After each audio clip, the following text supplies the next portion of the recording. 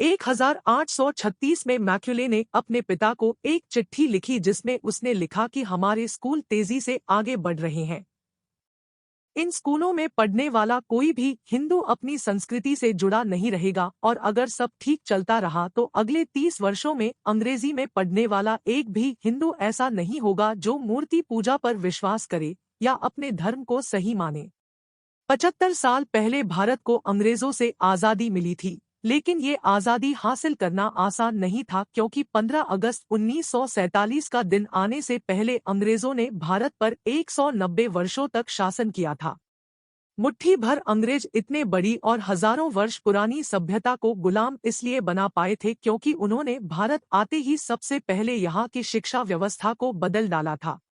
भारत की गुलामी के लिए कोई खास दिनांक या साल नहीं बताया जा सकता, लेकिन इतना मान सकते हैं कि 1757 में प्लासी की लड़ाई के बाद भारत गुलामी की जंजीरों में जकड़ता चला गया, क्योंकि प्लासी की लड़ाई में बंगाल जैसा एक बड़ा क्षेत्र ब्रिटिशों ने अपने कब्जे में ले लिया था, जिसके कारण अंग्रेज धीरे धीरे भारत के बाकी हिस्सों में पकड़ बनाने में सफल रहे और उन्होंने भारत की सत्ता पर 1947 तक राज किया। आमतौर पर ऐसा कहा जाता है कि भारत लगभग 200 साल तक अंग्रेजों का गुलाम रहा। हम अपने इतिहास को थोड़ा और आगे से शुरू करते हैं।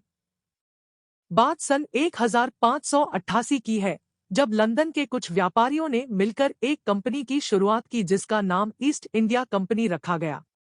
कंपनी से जुड़े व्यापारियों ने वहां की रानी एलिजाबेथ से हिंद महासागर में व्यापार करने की इजाजत मांगी, लेकिन शुरुआत में ही यह कंपनी दिवालिया घोषित हो गई क्योंकि यह कंपनी पैसा नहीं कमा पाई थी। जब लंदन के व्यापारी पहली बार समुद्री यात्रा पर निकले तो अरब सागर से ही वापस लौट आए। इसके बाद फिर दोबारा से 1596 में पानी के जहाज लंदन से रवाना किया गया, लेकिन रास्ते में तूफान की चपेट में आ जाने से वे सब तबाह हो गए। ऐसी असफलताओं को देखकर रानी का दिमाग खराब हो गया और उसने पैसे देने से मना कर दिया, लेकिन व्यापारियों की जिद के चलते रानी को मानना पड़ा। तीसरी बार 1608 में हेक्टर नाम का एक जहाज भारत के लिए रवाना किया गया। इस जहाज के कैप्टन का नाम हॉकिंस था।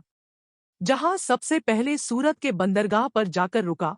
उस समय सूरत भारत का एक प्रमुख व्यापारिक केंद्र हुआ करता था। हॉकिंस शुरुआत में भारत में व्यापार करने की नीयत से ही आया था, इसलिए राजदूत के तौर पर उस समय के मुगल बादशाह जहांगीर से मिला। जहांगीर ने भारतीय परंपरा के अनुसार उसका विशेष स्वागत किया, साथ ही उसे पुरस्कार देकर सम्मानित किया। शायद उस वक्त जहांगीर को इस बात का अंदाजा ना था कि जिस अंग्रेज कौम के नुमाइंदे को वह सम्मानित कर रहा है, एक दिन उसी कौम के वंशज भारत पर शासन करेंगे। ईस्ट इंडिया कंपनी ने वैसे तो व्यापार के बहाने दुनिया के लगभग सभी देशों को लूटा था, लेकिन भारत से जितना पैसा कमाया उतना किसी देश से नहीं कमाया, क्योंकि शुरुआत में अंग्रेज व्यापार करने के मकसद से आए थे तो उन्होंने देखा कि सूरत उस समय का सबसे धनवान प्रदेश था, क्योंकि वहां से एक्सपोर्ट और इंपोर्ट के जरिए काफी मुनाफा होता था। अंग्रेजों को भारत से कपड़ा, स्टील और मसालों के बदले उनके वजन के बराबर का सोना मिलता था। इसी कारण सूरत में उस समय हर घर में सोने के भंडार थे और इतना सोना था कि उनको सोना तोलकर रखना पड़ता था। अंग्रेजों के आने से पहले पुर्तगाली भारत आ चुके थे, साथ ही वे जहांगीर को प्रसन्न कर चुके थे। इसलिए हॉकिंस के सामने सबसे बड़ी चुनौती थी कि उन्हें रास्ते से कैसे हटाया जाए। इसके लिए उसने बादशाह जहांगीर को पुर्तगालियों के खिलाफ भड़काना शुरू कर दिया। शुरुआत में उसे बहुत समस्या हुई, लेकिन धीरे धीरे वह अपनी योजना में कामयाब हो गया। यही नहीं, वह जहांगीर से कुछ विशेष सुविधाएं और अधिकार लेने में कामयाब हो गया। धीरे धीरे उसने पुर्तगालियों की जहाजों को लूटना शुरू कर दिया, क्योंकि असल में वह चाहता था कि जल्द से जल्द पुर्तगाली सूरत छोड़कर भाग जाए, जिससे वह अकेला व्यापार कर सके। उसने पुर्तगालियों के जहाजों को समुद्र में डुबोना भी शुरू कर दिया। उसी दरमियान उसने बादशाह जहांगीर से एक शाही फरमान जारी करवा लिया, जिसके तहत अंग्रेजों को सूरत में कारखाना बनाकर व्यापार करने की इजाजत मिल गई।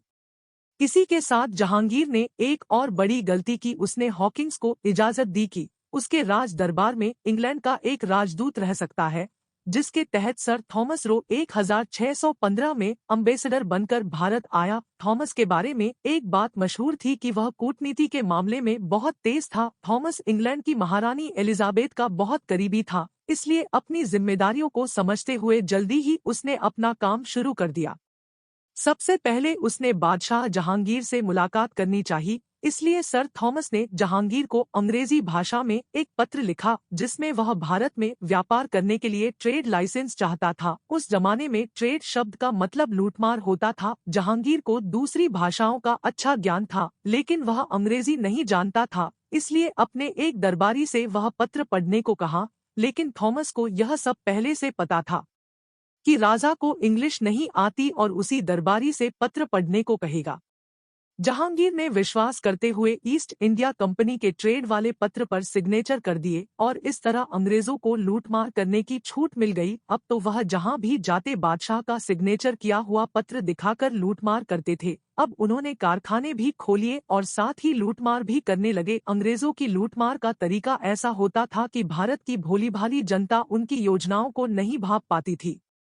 उन्होंने सबसे पहले सूरत से लगभग 900 जहाज भरकर सोना लंदन भेजा था और इस तरह सोने की चिड़िया कहलाने वाले भारत को लूटना शुरू कर धीरे धीरे ईस्ट इंडिया कंपनी ने कारखाने लगाने शुरू किए, एक के बाद एक, यानी आगरा, सूरत, अहमदाबाद और बंगाल में फैक्ट्रियां खोल दी। धीरे धीरे कंपनी का वर्चस्व पूरे भारत में बढ़ता गया। इतिहास गवाह है कि इस कंपनी ने कितने जल्दी अपने पैर पसारे। ऐसा कहा जाता है कि जितने साल भी ईस्ट इंडिया कंपनी भारत में रही वह मुनाफे में रही। इस कंपनी ने लूटमार के साथ भारत पर भी राज करना चाहा, लेकिन वह ऐसा करने में सफल नहीं हुए। लेकिन एक गद्दार की वजह से अंग्रेजों को ऐसा करने का मौका मिल गया। पुराने समय में बंगाल बहुत बड़ा राज्य था जिसके राजा का नाम सिराजुद्दौला था। ईस्ट इंडिया कंपनी ने उसे हराने के लिए कई छोटे छोटे ऑपरेशन चलाए, लेकिन वह कभी भी उसमें कामयाब नहीं हो सके। इसलिए 1757 में रॉबर्ट क्लाइव के नेतृत्व में बंगाल पर हमला करना चाहा। उस समय रॉबर्ट के पास मात्र 350 सैनिक थे और सिराजुद्दौला के पास 18,000 सैनिक थे। रॉबर्ट अच्छी तरह से जानता था इतनी बड़ी सेना के सामने एक घंटा टिकना भी मुश्किल होगा, लेकिन इतनी कम सेना होने के बावजूद भी वह युद्ध जीत गया और सिराजुद्दौला युद्ध हार गया। आपको यहाँ यह बता दें कि यह युद्ध प्लासी के युद्ध के नाम से मशहूर है, जिसने अंग्रेजों को हम पर शासन करने का मौका दे दिया। हुआ ऐसा कि सिराजुद्दौला का एक सेनापति था जिसका नाम वीर जफर था। रॉबर्ट ने वीर जफर को धन और सत्ता का लालच देकर अपनी ओर कर लिया। जब प्लासी का युद्ध हुआ तो वीर जफर ने अपनी सेना को युद्ध बिना लड़े समर्पण करने को कहा और इतिहास में इसे अंग्रेजों की जीत कहा गया। रॉबर्ट ने सिराजुद्दौला की पूरी सेना को बंदी बना लिया। उन सैनिकों को 10 दिन तक भूखा रखा गया और उसके बाद उन सब की हत्या कर दी गई। वीर जफर और रॉबर्ट क्लाइव ने योजना बनाकर सिराजुद्दौला को भी मरवा दिया और इस तरह वीर जफर को सिंहासन मिल गया। वीर जफर की गद्दारी की वजह से ईस्ट इंडिया कंपनी सत्ता में आ गई और हम अंग्रेजों के गुलाम बन गए।